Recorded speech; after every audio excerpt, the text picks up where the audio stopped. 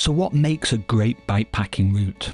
Obviously quiet roads, hard-packed gravel, perhaps some single track for adventure, wild open vistas, epic climbs with stunning views, great wild camping spots, traditional mountain lodges, easy access for transport and food supplies. Not all routes offer this. In fact, there are not many out there that can tick all these boxes very easily. And this, my friends, is why I'm going to introduce you to Norway's greatest bikepacking route.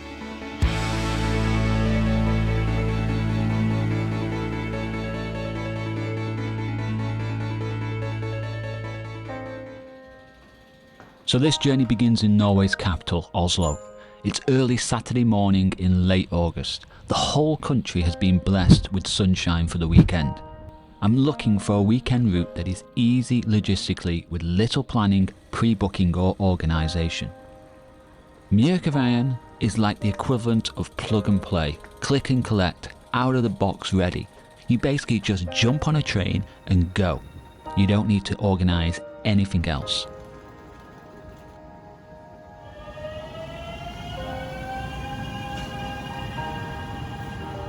So this is the plan of action. We jump on the Oslo to Bergen train and get off halfway at the town of Gol, where the journey begins. Day 1 we cycle 130 kilometers to the only town on the route, Valdresflye, where we'll camp for the night. Day 2 is a comfortable 100 kilometers to the end point at Vinstra, and then from there it's a simple task of jumping on the Trondheim to Oslo train, and 3 hours later we're back home. A total of 230 kilometers of cycling, 4,400 meters of elevation gain with over 85% on perfect gravel roads. So it's the last weekend of summer, perfect weather, first train heading to the mountains on a Saturday. You'd think it'd be full of bikepackers, but no, just this guy here. And this is the beginning of a beautiful friendship. That's it. So, do you have any shoe covers? So like a couple of nerds, we're sat in the food carriage comparing and talking about our bikepacking setups, boring the hell out of everybody around us. We were like kindred spirits. We were doing the exact same thing. Eric was going a little bit further on and doing a different route, but same idea, great weather, power out a route, get back to Oslo on Sunday. What better way to spend your weekend?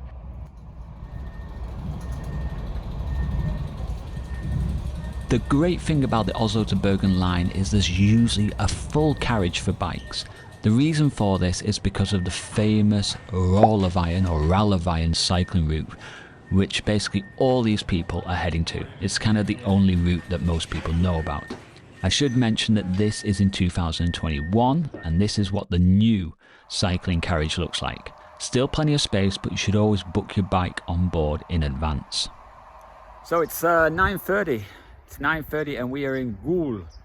And the sun is shining, we've got blue sky, which is fantastic, but it is not warm here. There's a really, really cold breeze. So I'm glad I brought some extra clothing, honestly. Nothing is guaranteed in Norway, that is for sure. You should always bring extra clothing. Alright guys, this is what it's all about. Get up early on a Saturday morning, you jump on the train, and now I'm here.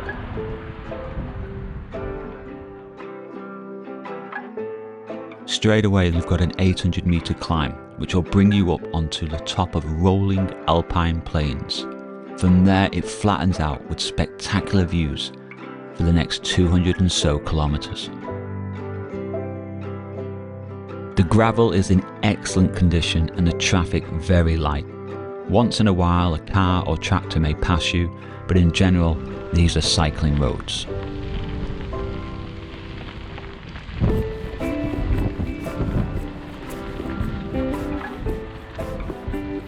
What I love about this route is in the winter it's very popular for cross-country skiing.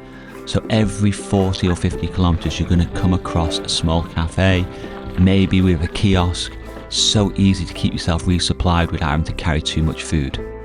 But just make sure you check the opening times, as sometimes they close early. And what about water?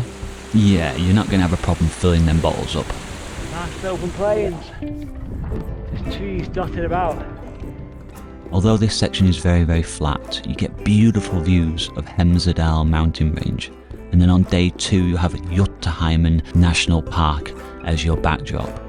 2 spectacular mountain ranges, always on view. Oh my.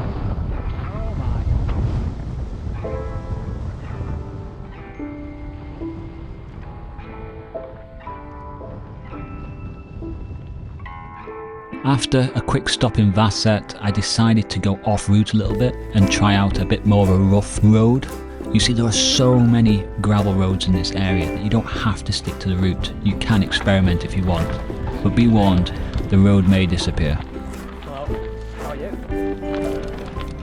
So the path is turned onto basically a single track for hikers, 1.4 kilometers to the normal road, 1.4.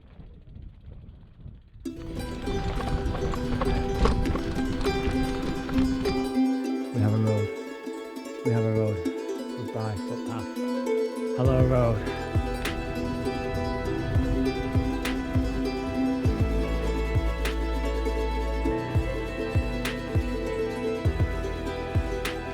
After that little stop at the cabin, I took the wrong road out Don't ask. Don't ask. and ended up in a bit of a mess. But it was a little bit of an adventure, and all roads will lead to Vinstra eventually. So we found our way. Don't you dare run out in front of me. Don't you dare. Oh, bloody hell, where did you come from? Wow, what a view. What a view. Not too shabby.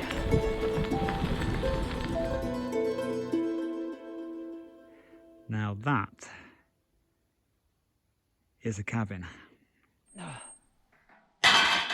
Oh, nearly. Nearly.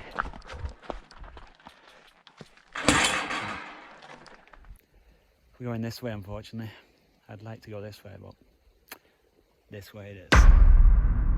The mighty Slettefjellet, often described as the Sky Road, climbing to over 1,300 meters above sea level. It looks like a little hill from a distance, but you soon realize this is no ordinary mountain. If you take the northern route from Gul, this is one of Norway's toughest gravel climbs. An average gradient of over 10% will make you suffer every meter up. I can't describe to you how hard this climb is. It's just non-stop, up, up, up. Like, there's no switchbacks to ease the gradient. It's just one long straight road with just crazy gradient. We're at the top, guys. Oh, I think we're at the top. On reaching the top, you are rewarded with one of the best gravel road views in Norway. Oh wow, wow, wow, wow, that's incredible. The camera and drone just not give this place justice. You need to be here.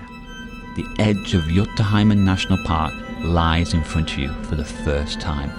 It's like a scene out of Lord of the Rings. The route is now entering a new stage. Some reindeers over there, but they're a little bit too far away. You can just about see them, can't you?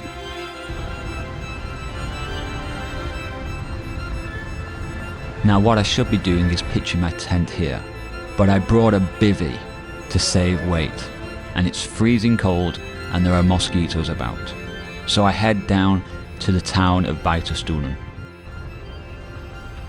where I find out the Beatles are playing. I should have been doing this, but I had this instead. What a schoolboy error. Don't bring a bivvy. If you have a tent, it's worth the extra weight. Well, good morning from the road. It's 9 o'clock. It's a beautiful day again, but we are 1,000 meters above sea level. And I tell you, when I got out of my bivvy this morning, oh my God, it was so cold. It was just that kind of mountain cold. So I slept at about 850 meters above sea level, which was kind of like the lowest point in this whole area.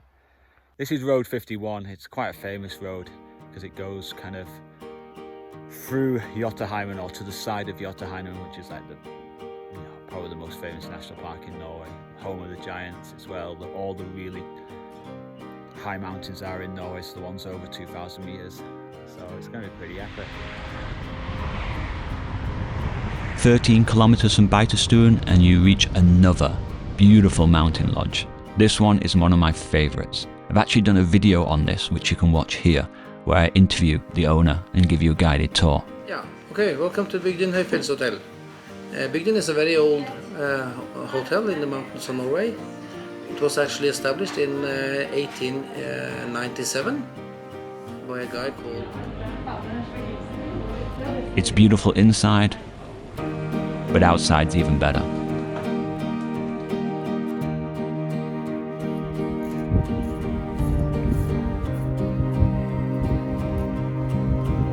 The paved scenic route Valdresflye continues north, but we're going to say goodbye to the cars and jump on a beautiful gravel road heading east. Jotunheimvegen is probably the most famous gravel road in Norway. 45 kilometers of wide open alpine mountain terrain that ticks every cyclist's gravel adventure box. Just make sure you remember to stop and turn around once in a while. The views are something else.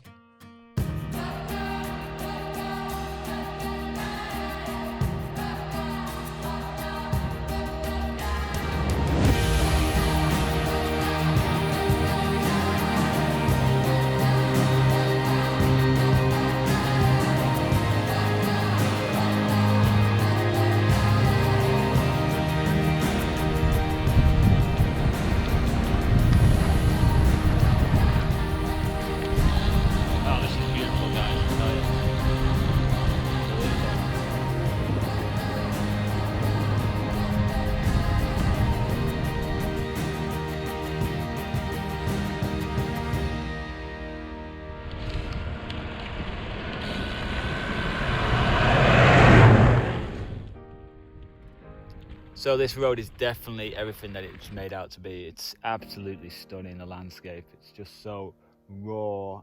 And we've got a lot of trees down here. Other side, it's just kind of sweeping mountain landscape.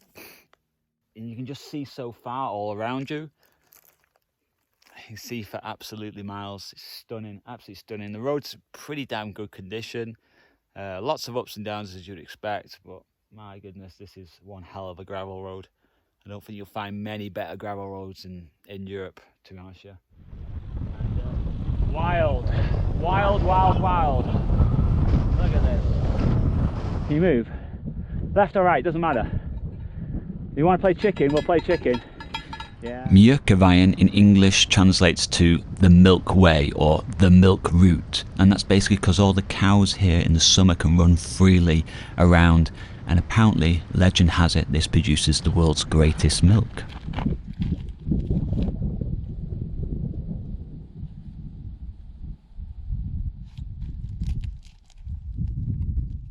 So after around 40 kilometers, we drop down a few hundred meters to the tree line and we reach basically a beautiful forest area.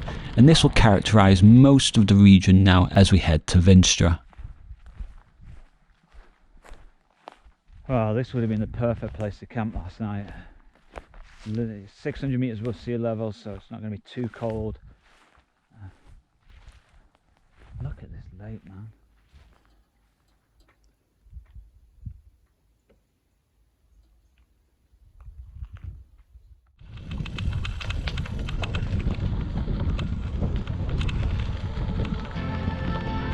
So what are your thoughts on this route?